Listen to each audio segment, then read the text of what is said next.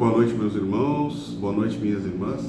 Uma grande alegria estarmos aqui novamente, nos reunindo, neste momento que nós temos aprazado todas as semanas, né? Que é o momento do nosso Evangelho no Lar.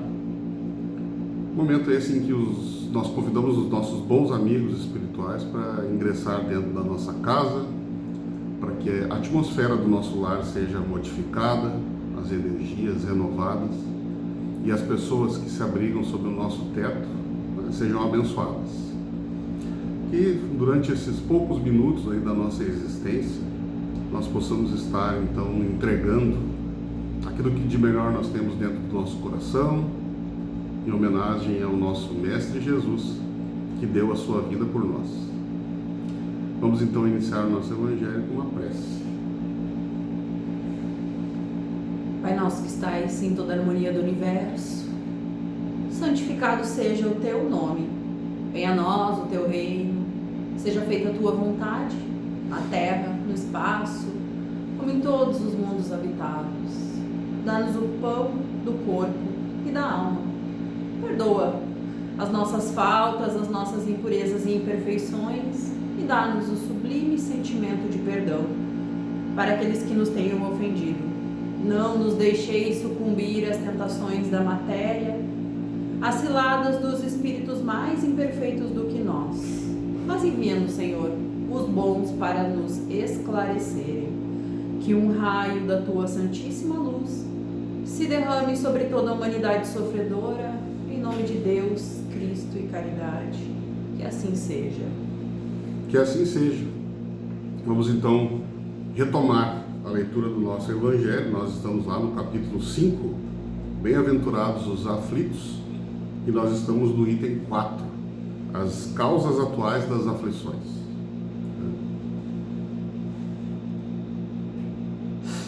As vicissitudes da vida são de duas espécies, ou se assim se quer, tem duas fontes bem diferentes que importa distinguir.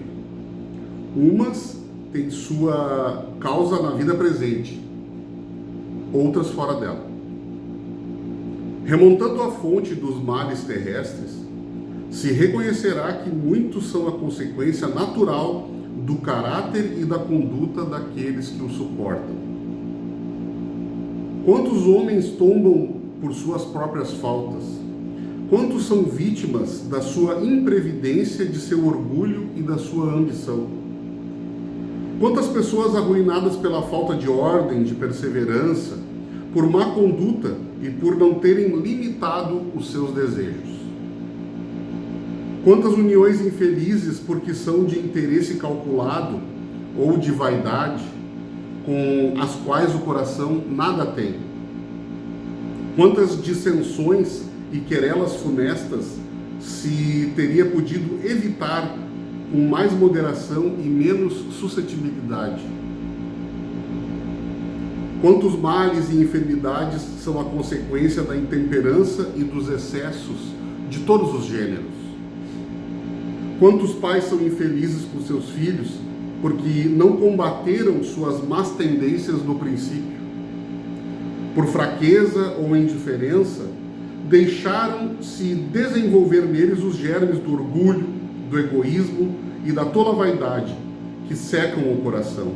Depois, mais tarde, recolhendo o que semearam, se espantam e se afligem pela sua falta de respeito e ingratidão. Que todos aqueles que são atingidos no coração pelas vicissitudes e decepções da vida interroguem friamente a sua consciência, que remontem progressivamente a fonte dos males que os afligem, e verão se, o mais frequentemente, não podem dizer: se eu tivesse ou não tivesse feito tal coisa, eu não estaria em tal situação. A quem, pois, culpar de todas as suas aflições, senão a si mesmo? O homem é, assim, num grande número de casos, o artífice de seus próprios infortúnios. Mas, ao invés de o reconhecer, ele acha mais simples, menos humilhante, para a sua vaidade, acusar a sorte, a providência, a chance desfavorável, a sua má estrela, enquanto que sua má estrela está na sua incúria. Os males dessa natureza formam seguramente um notável contingente nas vicissitudes da vida. O homem os evitará quando trabalhar para o seu aprimoramento moral, tanto quanto para o seu aprimoramento intelectual. A lei humana alcança certas faltas e as pune. O condenado pode, pois, dizer-se que suporta a consequência do que fez. Mas a lei não alcança e não pode alcançar todas as faltas.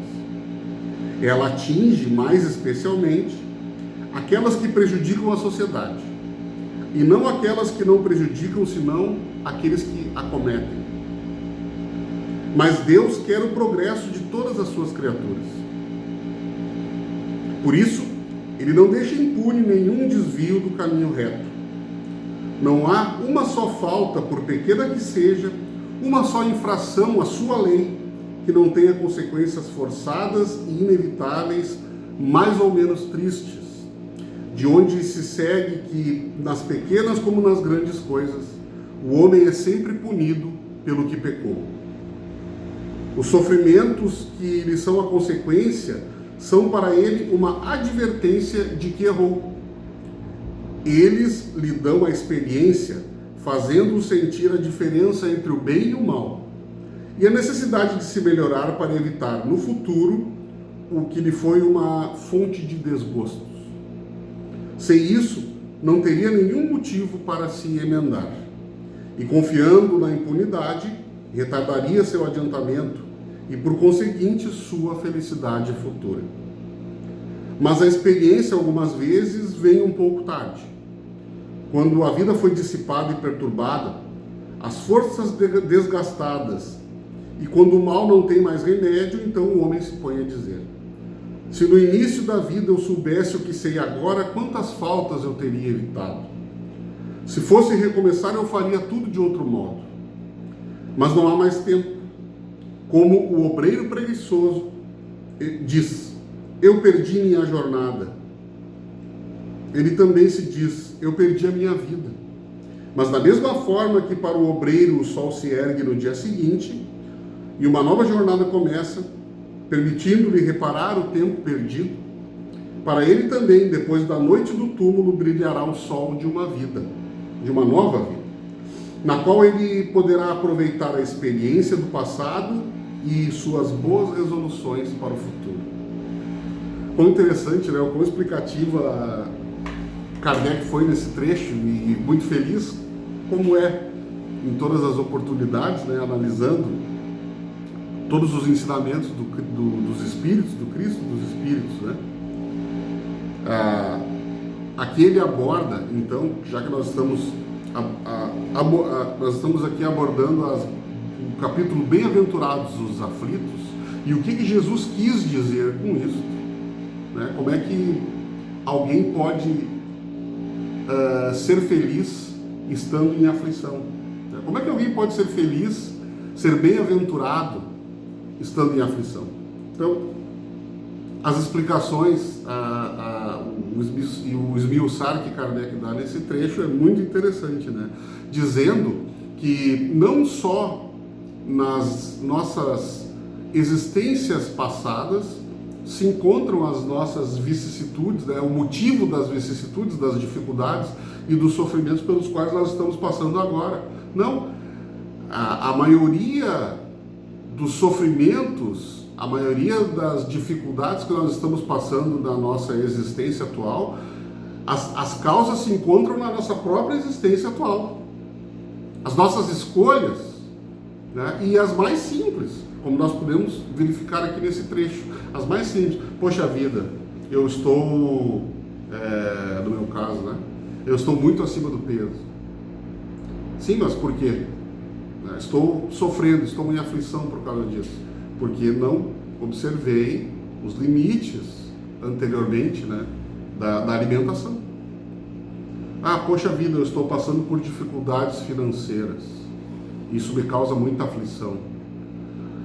Se eu tivesse tomado decisões diferentes lá no passado, Se eu tivesse ouvido a voz da minha consciência, se eu tivesse vivido dentro dos padrões, né, que aquilo que eu ganho,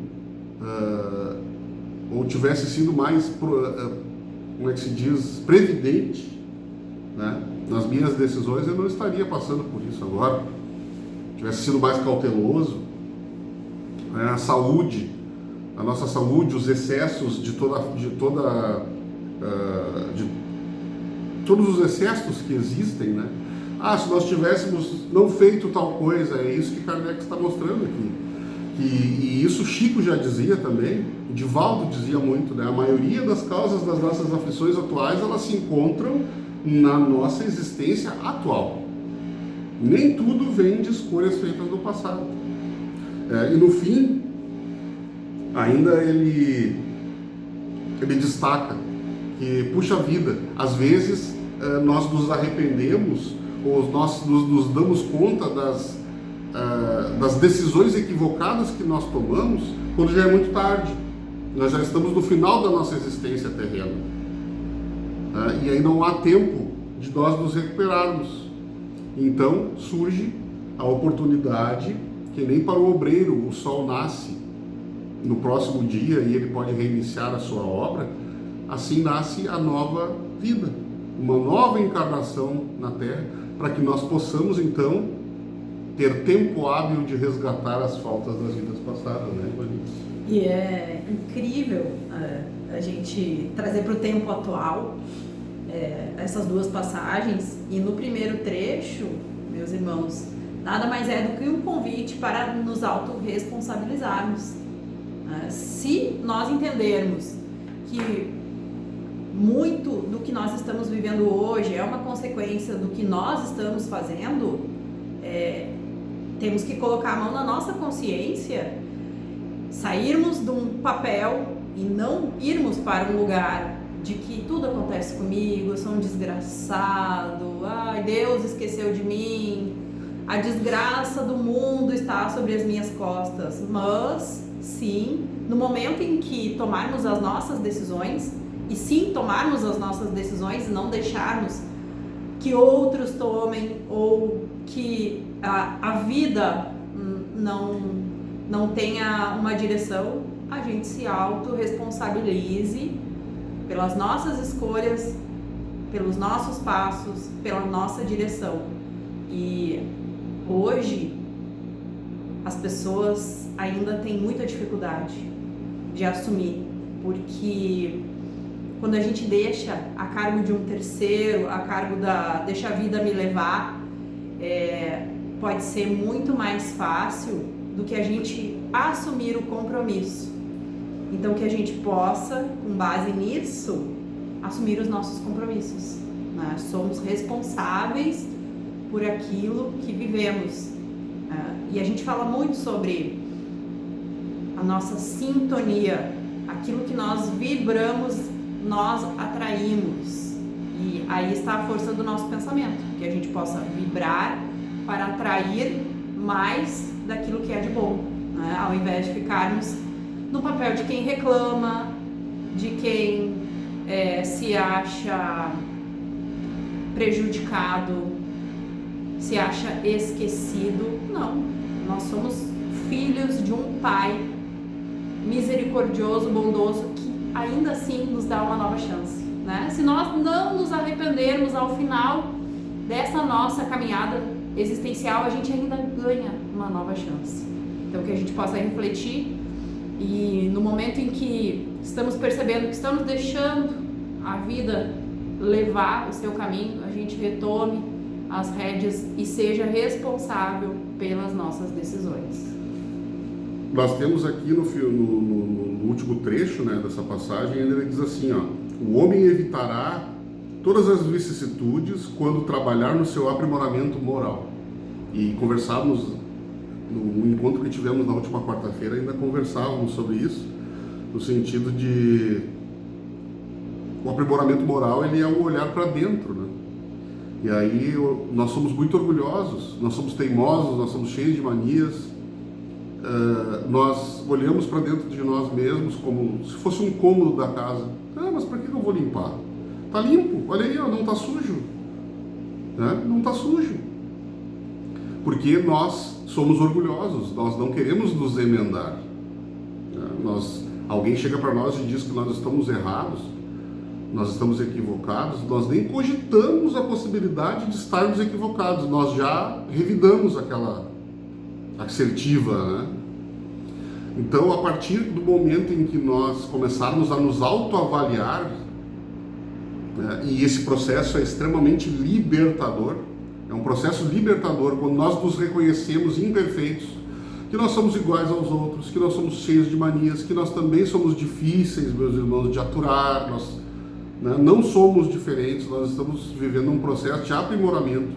Quando nós se dedicarmos a isso, né, quando nós tivermos desconfiômetro, como se diz, né, de que nós também não somos, nós estamos muito distantes de uma perfeição, aí as coisas se tornam mais fáceis, essa libertação das vicissitudes, as nossas dificuldades, elas diminuem pelo caminho, porque nós sabemos que somos imperfeitos, né, e que Deus conta conosco para justamente para que nós trabalhemos dessa nossa construção interior, né, para que nós tenhamos ciência de que a obra precisa andar e nós precisamos corrigir às vezes rumos, cronogramas dessa obra, porque nós somos imperfeitos. Revisar as nossas atitudes diariamente, Santo Agostinho, né? Vamos dormir à noite e vamos revisar todas as atitudes que nós tivemos durante o dia. A gente não revisa. E quando se põe a revisar, tá tudo bem, fui perfeito. E não é bem assim. Lembrar que ninguém é anjo, né? Isso. Eu acho às vezes que eu sou, né? Mas eu tenho que lembrar que eu não sou um anjo. Então vamos trabalhar, meus irmãos, com afinco nessa nossa construção interna, porque é dela que vão sair os fatores externos e vão fazer com que as demais pessoas que convivem conosco se contaminem, né? E também comecem a empreender esforços nessa construção também. Vamos passar então ao nosso momento de vibrações.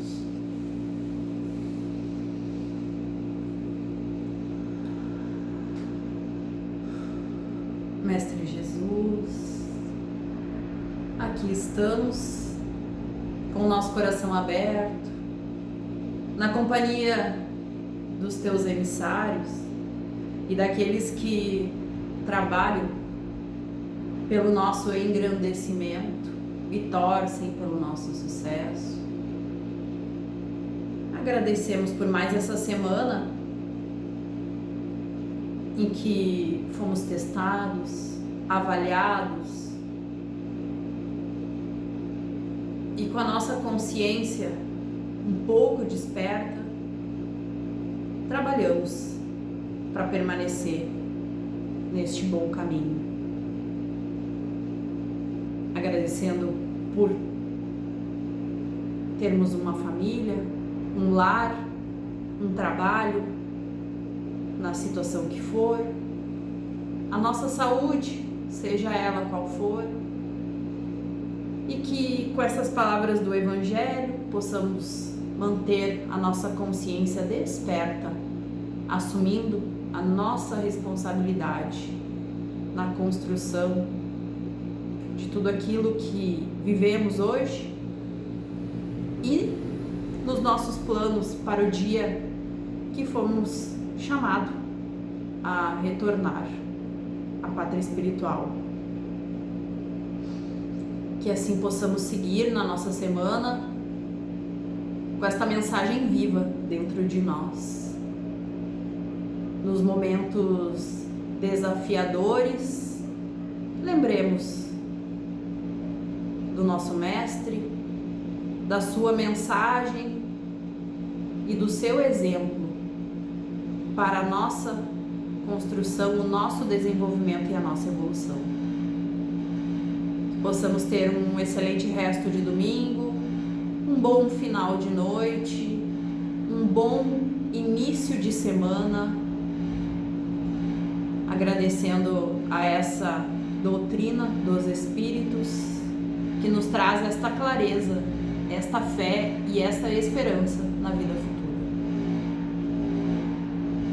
uma boa noite de descanso, que os bons amigos permitam estarmos juntos aí na próxima semana, agradecendo mais uma vez por esta oportunidade de existência que estamos tendo aqui, deixando um fraterno abraço a todos os amigos que deixaram o seu boa noite aí no chat, como de costume.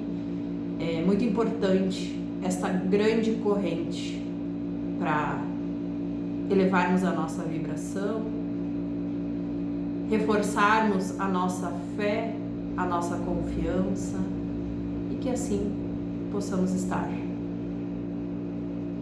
Bom final de domingo a todos, meus irmãos. Uma boa semana para nós, para todos nós, de muito trabalho e de muita luz.